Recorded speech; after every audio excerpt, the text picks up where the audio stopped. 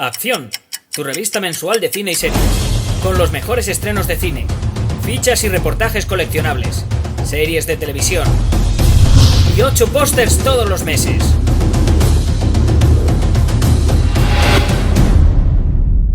Búscala en tu kiosco.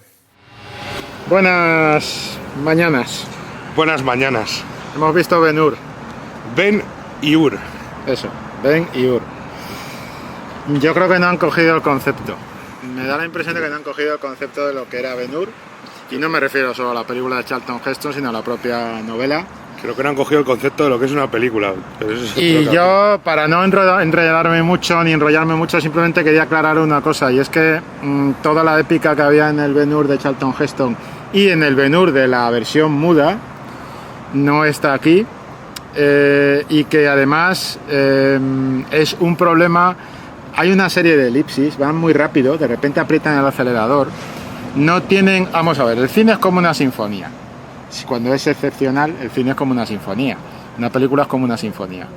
Y estos han hecho una especie de versión disco, sí, tecno de esto, ¿no? Y eso incluye la carrera de cuadrigas, donde están orgullosos de haber hecho algo curioso con la carrera de cuadrigas. Y yo es que la carrera de cuadrigas no ha habido ni un solo momento que me haya llevado a emocionarme o decir qué está pasando aquí.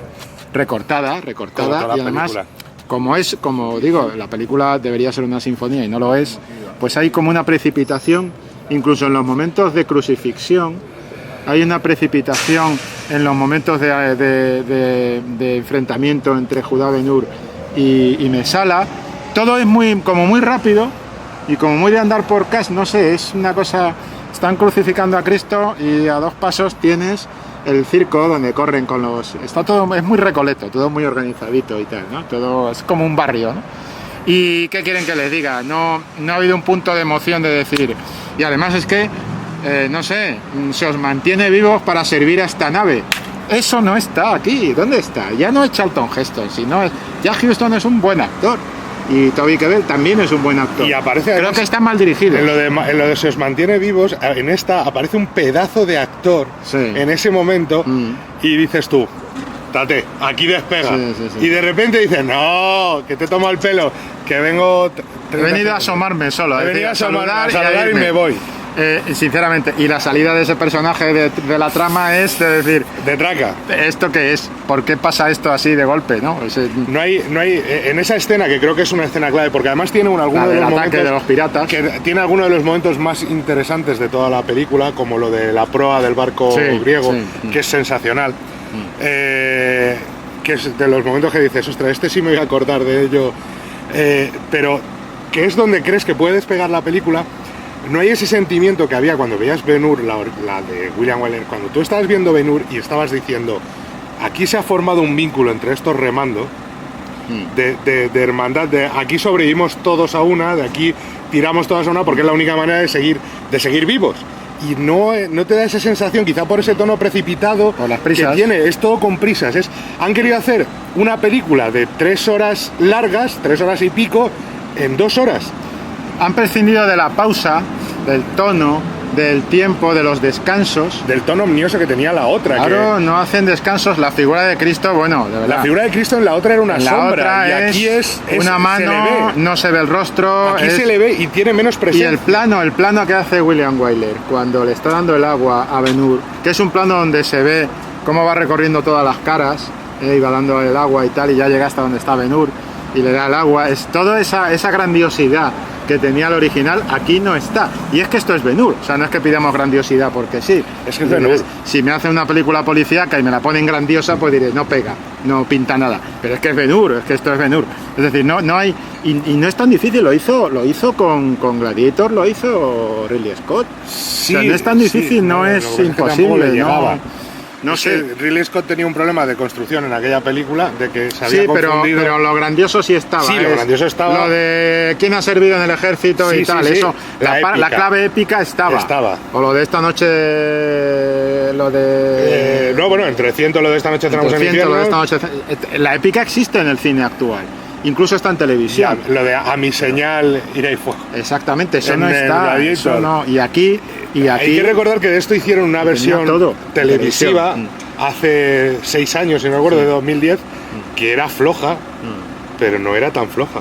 No, y además es que esta tiene un problema. Que tenía muchos actores españoles. Yo creo que el problema, creo que por el motivo por el cual no lo han entendido es que ellos han interpretado que Ben-Hur es una serie de cosas poco importantes que ocurren entre un ataque de piratas a la carrera romana y una carrera de cuadrigas. Y de hecho, la película se centra en la carrera de cuadrigas. Claro. Desde el principio. Desde el principio. Con lo cual tú dices, ojo, es que ¿qué han hecho? Han cogido los dos momentos de acción. El público quiere venir a ver la carrera de cuadrigas, han pensado. Y ya está. Y hay otra cosa, podrían haber hecho algo interesante, que era contar desde el punto de vista del antagonista. Gaviota.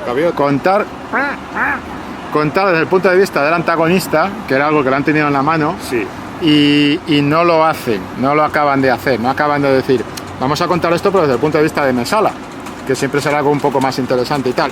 No, al final acaban con menú. No entiendo por qué un actor como Jack Huston tiene esa cara de pasmao durante toda la película.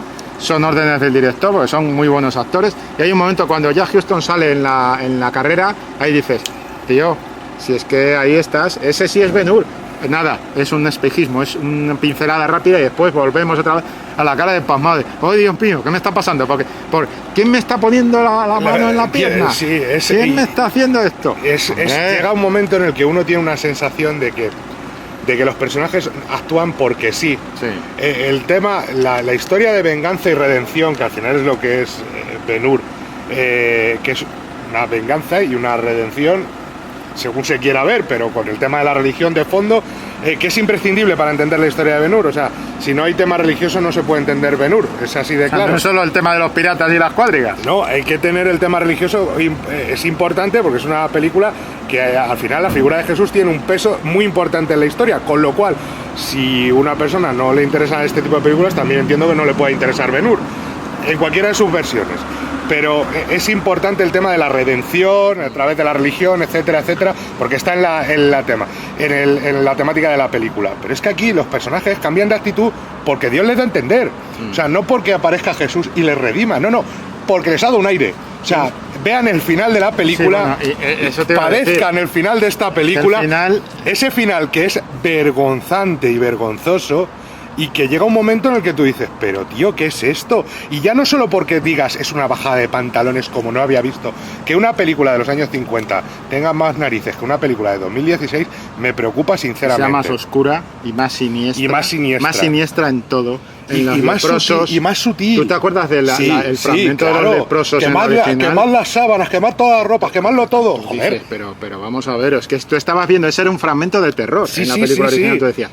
Es que había acabado la carrera, Y no se les veía, que era lo más cachondo. No. Que yo recuerdo la escena en la que entra y sale y todo, queman la ropa. Y dices tú, coño, ¿qué pasa aquí? ¿Qué hay dentro? Tiene la lepra y dices crucifixión. Tú, vamos a ver, aquí hay dos formas de crucifixión en el cine, en mi opinión. Una es la de las películas clásicas, que tiene todo el engolamiento y tal y cual, y la música y bla, bla, bla.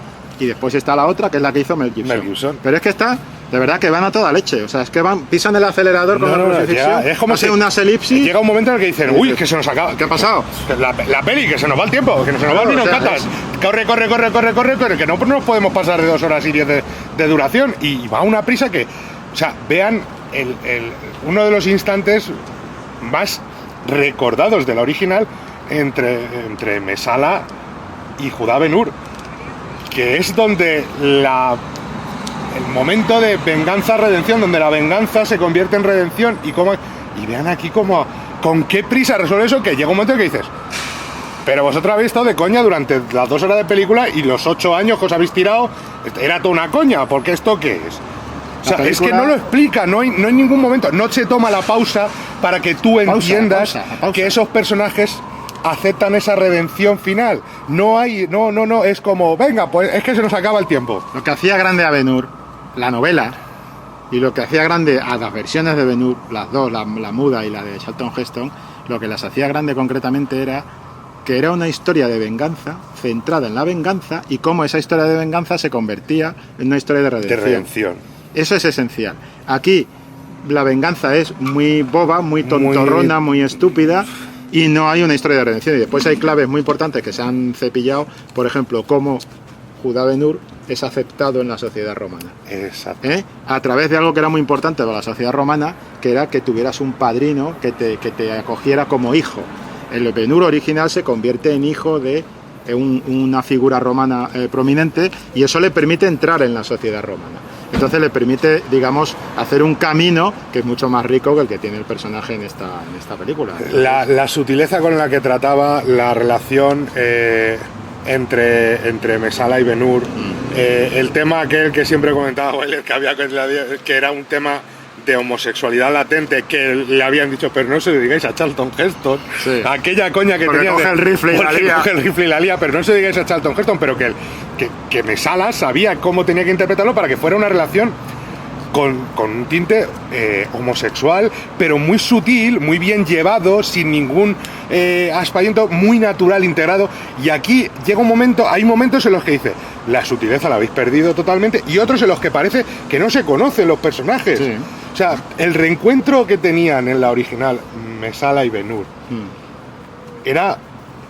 había una tensión entre los dos, que decías, o se matan o se lían. Pero que además... y aquí no, es que no se veía nada de que hubieran hecho nada juntos, en el sentido de que se hubieran criado juntos y tal. No hacía falta. No. Decía la interpretación de los actores, claro. El guión, los planos de cuando Messala le pasaba la mano por encima a Ben-Hur, eso decías, aquí hay algo, estos dos, aquí este tío, el otro no se entera, pero este tío siente algo por que en parte explicaba luego por qué sucedían los acontecimientos, cómo se desencadenaban, por el tema celos, el tema tal, que llevaban a ver a Ben-Hur en una galera. Y el regreso, y cómo se enfocaba el regreso y tal. Aquí es que el regreso es, nos encontramos, pues un cobarde, y se va corriendo y dices tú, ¿aquí qué mierda ha pasado? ¿Esto qué es? ¿Pero esto qué es esto? Es un recorrido bastante árido por la historia de Ben-Hur, muy árido, dificilito, porque hay momentos en que dices, caramba, ¿qué estoy viendo? ¿Estoy viendo un grande relatos venido a menos o qué estoy viendo? Sí, cosa, no es ni televisión, en el sentido de que hoy en día la calidad que tiene la televisión está muy lejos, pero muy lejos de este planteamiento. Y yo a Timur Bekmambetov, no sé qué película de Ben-Hur ha visto, y sobre todo ha equivocado el tema. El tema es ese, una historia de venganza que se convierte en una historia de redención. Pero es que a ti no te hace falta que te cuenten cómo Ben-Hur entra por primera vez en la galera. No te hace falta que te cuenten eso. En la otra hay una elipsis y ya ves a Ben-Hur tirando en la galera y dices, este tío ha estado aquí un tiempo, este tío se ha endurecido. Y eso jugaba, ese tío permitía desarrollar esa relación de galera, de camaradería, de supervivencia entre los que tiraban de los remos. Y es que no hay más. Yo no sé si tiene algo que ver, pero este hombre se ha declarado continuamente, bueno, es un tío que se declara agnóstico o ateo, y está enfocando una historia con una carga religiosa muy importante. Y no sé si ese desconocimiento de la religión le ha hecho no entender la historia que estaba contando, eso de la venganza y la redención. Porque, repito, sí, que yo no voy a misa los domingos ni nada por el estilo, que esto es simplemente que es una historia religiosa, que es que no hay más. Es como si en los 10 mandamientos le quitamos la carga religiosa. ¿Verdad, Ridley Scott? Claro, es que el problema de Ridley Scott le ocurrió lo mismo. Exacto. Es lo mismo pero a diferencia claro, que Ridley Scott visualmente es Ridley Scott. Y además tenía mejor reparto y mejor batería de armas. Pero hay una cosa que está clara, ¿no? Eso que dices tú, hay una cosa que es, independientemente de la creencia religiosa que cada cual tenga, que es muy libre de tener la que le dé la gana. La que le apetezca. Pero, por ejemplo, vamos a irnos a una película que no es sospechosa de tener una clave religiosa. Cuando a ti te hacen 300, con ese mismo actor interpretando el papel del rey persa, no hace falta que tú seas fan de los persas, que tú seas fan del rey persa, y no hace falta que tú creas que el rey persa es un dios, para cosas que por supuesto no le pasan a Zack Snyder, para que tú construyas ese personaje con una envergadura importante. Ese es el caso que no ocurre aquí con Jesucristo. O sea, Jesucristo en esta historia es una pieza básica y tienes que construirlo como lo que es, y como un elemento del relato. Y ojo, tiene una primera aparición que cuando la he visto he dicho, qué interesante. Puede ser curioso, sí. Claro, cuando haciendo de carpintero, en los llamados años perdidos, sí, haciendo de carpintero y contando esto, y en cuanto aparece, aunque no hayan leído ustedes la ficha de la película y nada, en cuanto aparece y habla, dicen, es Jesús. Es Jesús. Bien. Pero luego lo pierde por el camino. Ese momento cuando está el tío ahí trabajando la madera y tal, que le dice algo y dices tú, ostras, no necesito leer. Eso sí puede haber sido un intento de quitarle, digamos, envergadura a Jesús, en el sentido de que cada vez que sale Jesús sale de entre gente, sí, rodeado de personas, o sea, es uno más, o sea, lo que ha querido es quitarle, volverle humano. Y después hay un mensaje un tanto inquietante para mí en la película, porque considero que es un mensaje muy capitalista. Hay un subtexto capitalista, sí, que es el que aporta Morgan Freeman. Y es un subtexto capitalista, sí, muy siniestro, sí, en el sentido de cómo en un momento determinado cómo se soluciona el tema de la madre y de la hermana, cómo se soluciona el tema de la carrera, cómo se soluciona el tema en el original, el final de la película propiamente. Eso se solucionaba porque Ben-Hur salvaba, sí, al tipo al político y automáticamente era integrado en la sociedad romana. Pero aquí eso no está, con lo cual es imprescindible, aquí es el tema del que dinero, entre a base de la bolsa. Y además, claro, tiene un momento al final en el que el personaje Morgan Freeman le ofrece algo y él lo rechaza en plan, pero luego vean cómo acaba y dirán, sí, pues está. Todo esto es el final es insostenible. El final no hay por dónde cogerlo. Pero después hay otra cosa más. Los romanos son mucho más malos que los romanos de cualquier película de romanos del Hollywood, sí, clásico. O sea, son, sí, malos porque les mola ser malos. Disfrutan siendo malos. Ojito, que eso, aparte de no ser histórico, es decir, vamos a ver. Y el caso es que tiene el rollo de los celotes, que tú dices, es que hasta cierto punto... Hasta Poncio Pilatos, que es quien crucificó a Cristo, en todas las anteriores aproximaciones, tenía esa dualidad de a Jesús o a Barrabás. Y sí, ese yo me lavo las manos. Aquí, claro, es Poncio Pilato es un killer. Es como cómodo en Gladiator.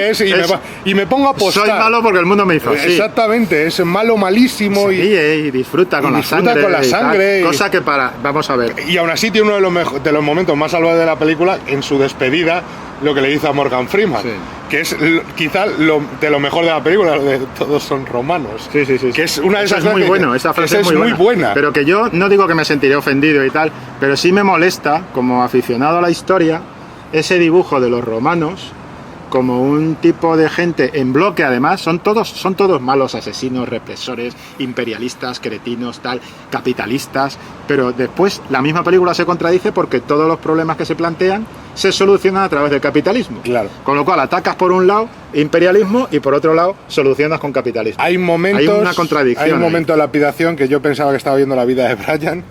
que ves a las tías ahí con la barba. Sí, estaba viendo a las tías con barba y el tío vendiendo en la puerta barbas, piedras, cantos rodados.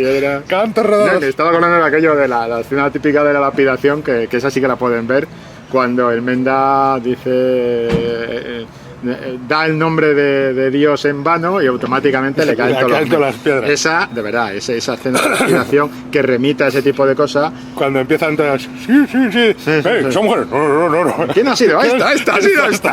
Es que claro, ese tipo, si estás viendo una película como Ben-Hur y te viene a la cabeza la eso, vida de Brian, esto se está cayendo mucho. Es un problema muy grave. Es complicado, es una película fallida. Muy fallida, pero sobre todo que creo que no lo han entendido. No han entendido que estaban haciendo. Lo estábamos comentando también a la salida. Yo no sé si recuerdan hace unos meses Resurrección, que era una película con muchísimo menos presupuesto, sí, con mucha más modestia, que tenía un clarísimo tema religioso y que realmente iba sobre la figura de Cristo y la resurrección, pero que era una película que estaba mucho mejor construida, que lo que realmente te contaba era, mira, hay un caso en plan CSI, pero en los romanos, y luego a partir de ahí evolucionamos a la historia de resurrección de Cristo y cómo eso cambiaba un personaje.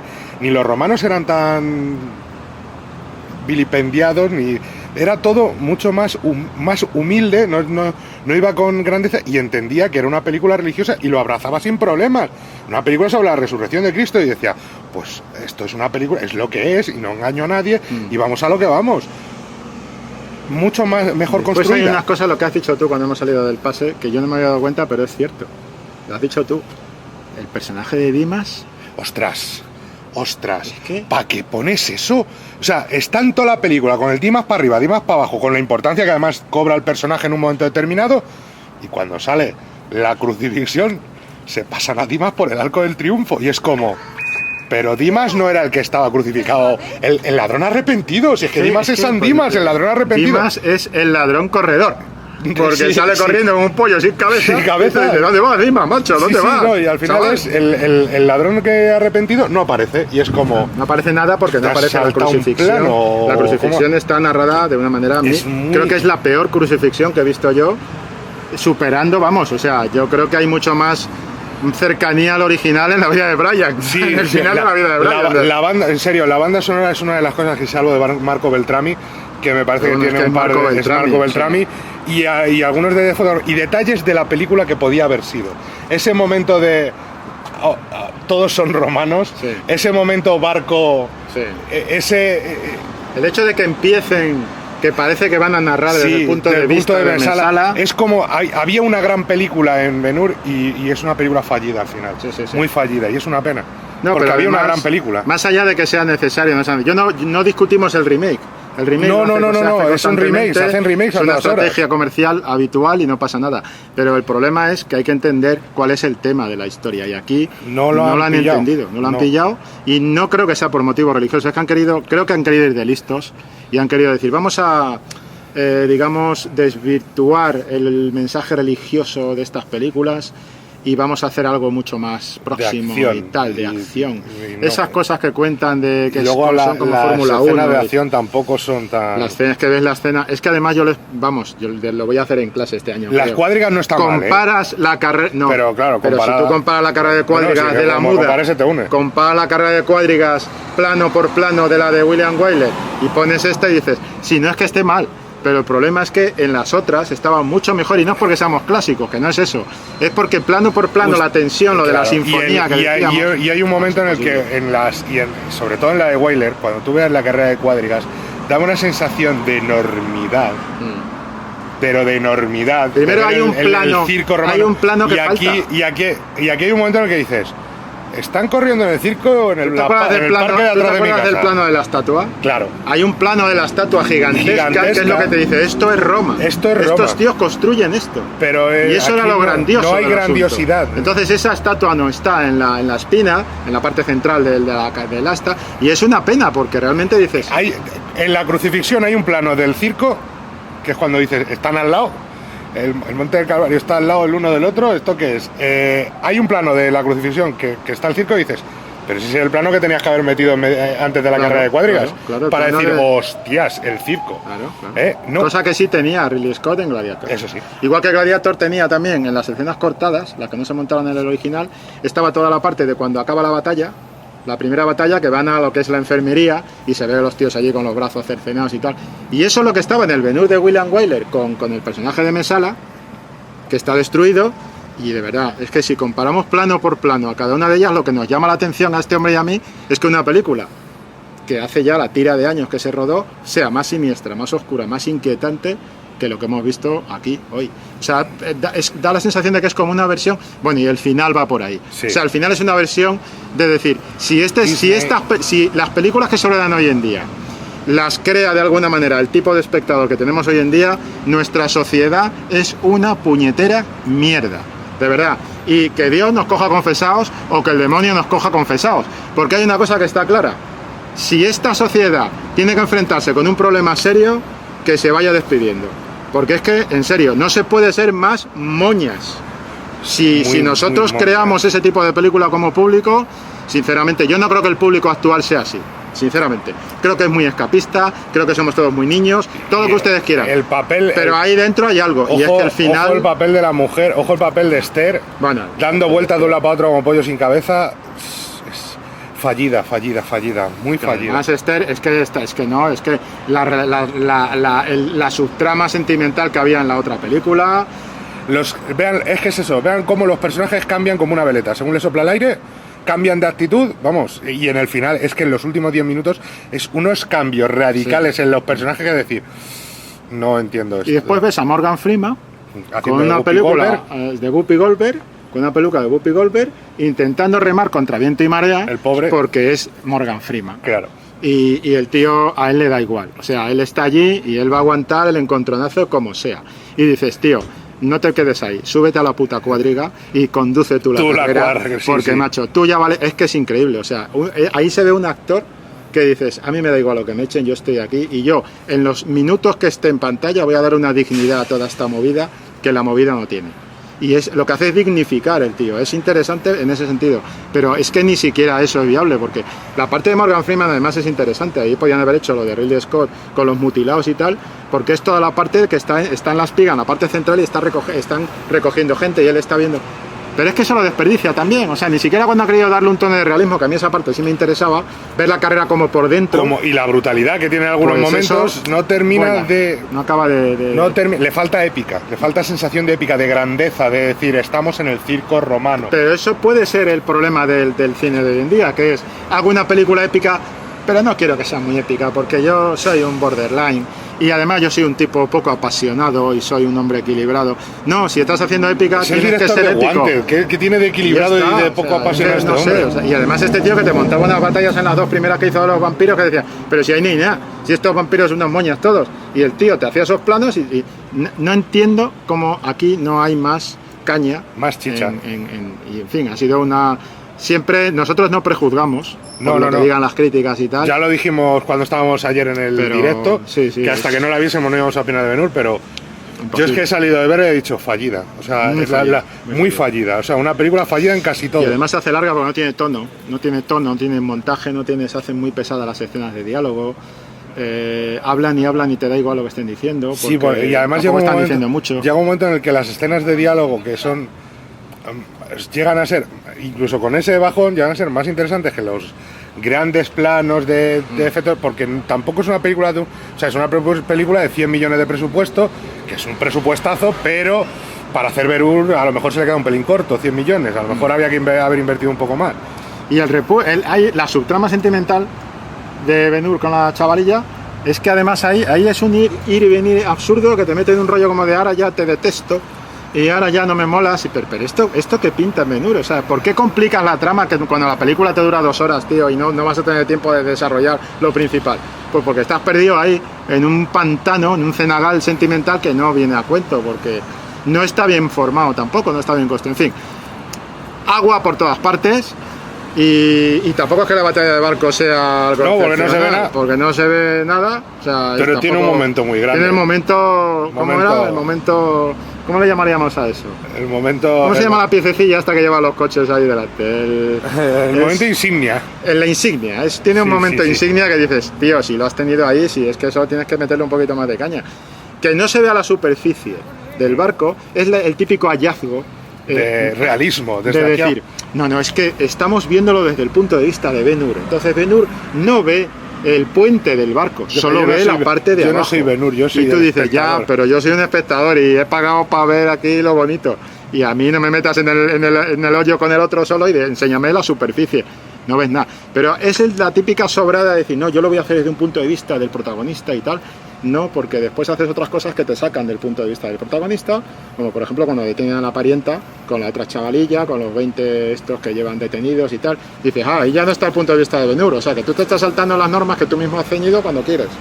En fin, un caos, pero bueno, no se puede decir fallida, fallida, muy fallida. No es que ni siquiera es terriblemente mala, es mediocre, es mediocre, y la mediocridad la hace plana, y eso hace que sea una película olvidable, y es una pena, no la han entendido. Creo que los dos coincidimos en que serán 2 estrellas. Sí.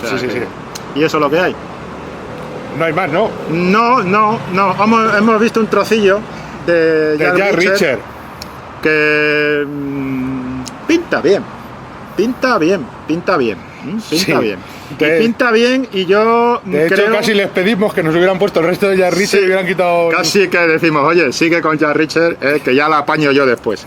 Pero vamos, que el personaje femenino pinta bien. Sí. Creo que puede haber un cierto giro que no sea igual que la primera. Exacto. Que es fundamental, que porque no tiene por qué serlo. De hecho, las de Jack Reacher deberían de ser todas distintas. Sí, eso es lo bueno. Aparte, más allá del personaje principal. Pero vamos, yo creo que aquí, por lo menos a mí, me han interesado. Sí. Teniendo en cuenta que lo que hemos visto ha sido nada y menos. Nada, 6-7 minutos. Pero vamos, que el personaje femenino me parece una aportación muy potente. Sí, va a tener un tono... Y creo que enriquece el personaje de Tom Cruise. Porque hay un juego que no terminaba de ver en la primera, porque evidentemente el personaje de la primera era una abogada. Y aquí el personaje es una heroína de acción. O sea, es una tía que está a la altura mental y físicamente de Jack Reacher. Cuando en la 1 la otra pues era una abogada y puede haber un tema de guerra de sexos, de tensión sexual no resuelta, muy interesante a nivel humorístico. Howard Hawks tal puede estar ahí curioso. Sí, se lo montan bien. Hemos visto 7 minutos o sí, menos. 6, 7 minutos. O sea que tampoco podemos, pero vamos, lo que hemos visto creo que nos ha convencido, nos ha dado ganas de ver. Tiene buena pinta, sí. Así que nada, bueno, lo dejamos aquí y cuando surja otra película pues lo iremos comentando. Hasta la próxima. Venga, hasta luego.